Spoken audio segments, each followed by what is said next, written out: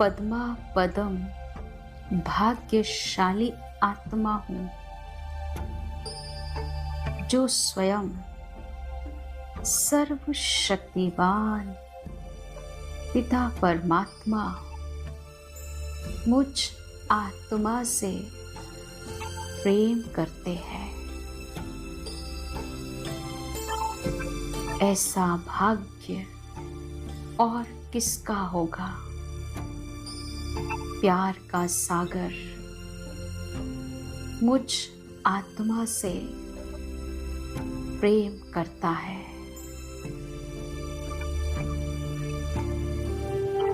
देखें अपने आप को। मैं आत्मा अति सूक्ष्म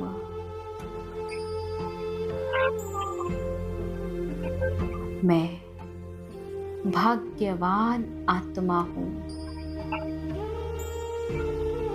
पद्मा पदम भाग्यवान आत्मा हूँ।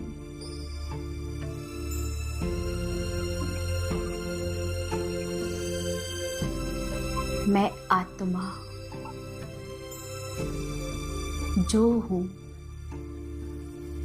जैसी हूँ, परमात्मा मुझ आत्मा को पसंद करते हैं, प्रेम करते हैं। दुनिया की करोड़ों आत्माओं को छोड़कर उसने मुझ आत्मा को अपना बनाया।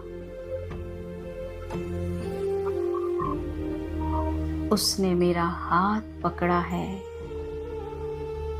वो मेरे से प्रेम करता है। ओम शांति। आज के हम इस टॉपिक में डिस्कस करेंगे बाबा की नेक्स्ट अगली वाणी, जिसमें बाबा की नेक्स्ट वाणी है अव्यक्त वतन का अलौकिक निमंत्रण। 21/1/1971 की ये वाणी है, जिसमें बाबा ने बताया है कि आज मिलने के लिए बुलाए हैं। ये अव्यक्त मिलन अव्यक्त स्थिति में स्थित होकर ही मना सकते हो, समझ सकते हो। आज क्या देख रहे हैं, कौन कौन कितने शक्ति स्वरूप बने हैं।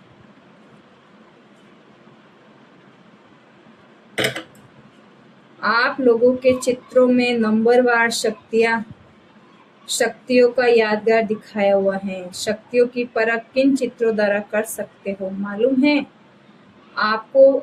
अपने शक्तियों को परखने का चित्र मालूम नहीं है। भिन्न भिन्न नंबरवार शक्तियों का यादगार बना हुआ है। अपना चित्र भूल गए हो। शक्तियों के चित्र में भिन्न भिन्न रूप से, फिर भुजाओं के रूप में नंबरवार शक्तियों का यादगार है। उन चित्रों में कहाँ कितनी भुजाएं, कहाँ कितनी दिखाते हैं। कोई अष्ट शक्तियों को धारण करने वाली बनती हैं, कोई उससे अधिक और कोई उससे कम।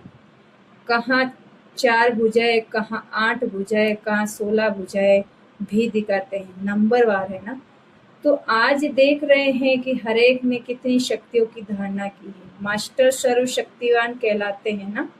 मास्टर सर्वशक्तिवान अर्थात शक्तियों को धारण करने वाले, अपने शक्ति स्वरूप का साक्षात्कार, सर्व शक्तियों को धारण करने वाले।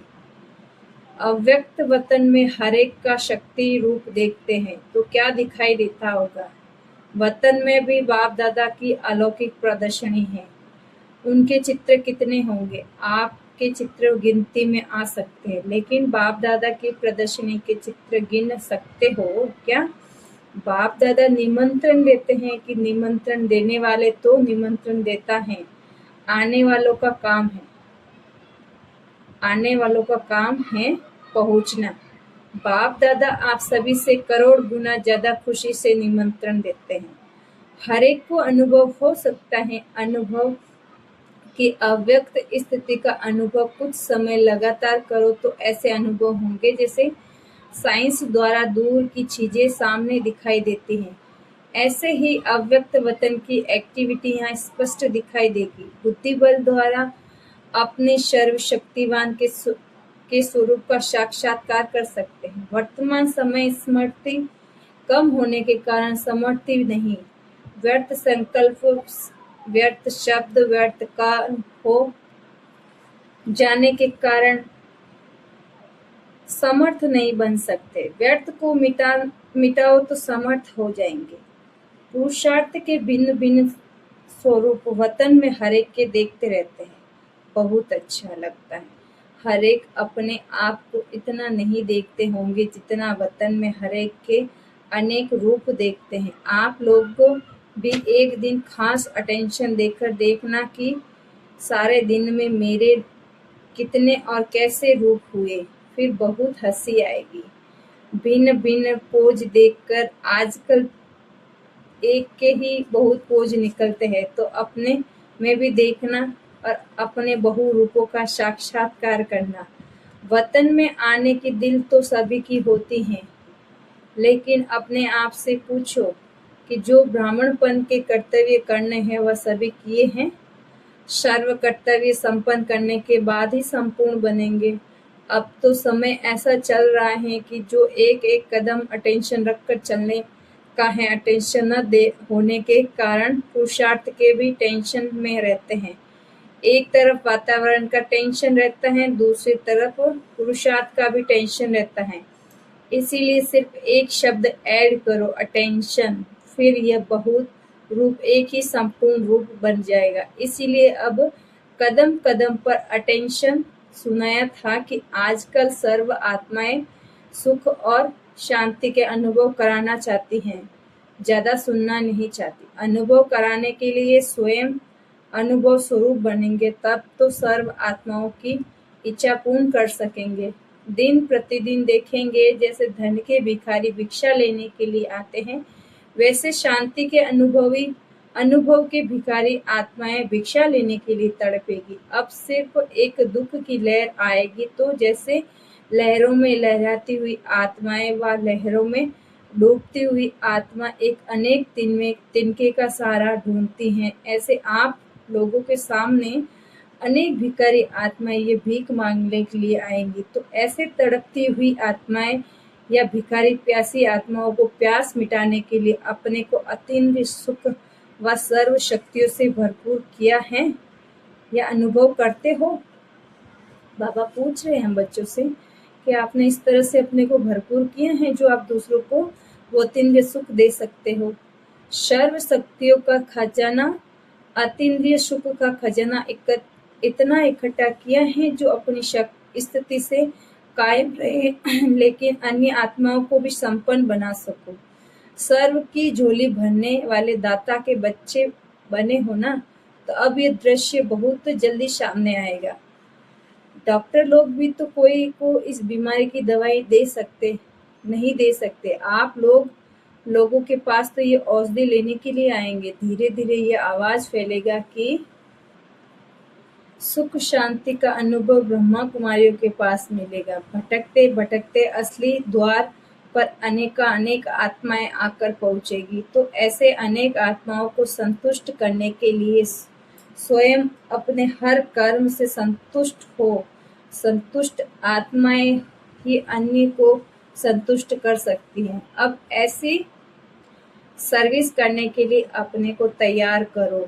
ऐसी तड़पती हुई आत्माएं 7 दिन के कोर्स के लिए भी ठहर नहीं सकेगी, तो उसे उस समय उस आत्मा को कुछ न कुछ अनुभव की प्राप्ति करानी होगी। इसीलिए कहा कि अब अपने को ब्राह्मणपन के कर्तव्य को संपन्न करने के लिए अपने को संपूर्ण बनाते रहो। अब समझा कौन सी सर्विस करनी है। जब तक आप व्यक्त में बिजी हो तो बाप दादा अव्यक्त में मददगार तो है ना। हिम्मते बच्चे मतते बाप, तो बताओ ज्यादा बिजी कौन होगा। जैसे शुरू में वतन का अनुभव कराते थे ना, ऐसे अनुभव करते थे जो ध्यान में जाने वालों से भी अच्छा होता था। बाप आप अभी भी अनुभव कराओ। बाबा आप अभी भी अनुभव कराओ, अनुभव करो। बुद्धि का विमान तो है ना, तो फिर कोई न कोई बच्चे की कोई बात की जिद करते हैं तो बाप को कहना मानना पड़ता है। तो अब अनुभव करने की जिद करो। अच्छा, ओम शांति। बाप दादा ने अपनी वाणी को यहीं विराम दिया। आगे देखेंगे नेक्स्ट वाणी में। ये वाणी आपको अच्छी लगी हो तो कमेंट करके जरूर बताएं और आगे जरूर शेयर करें। ओम शांति।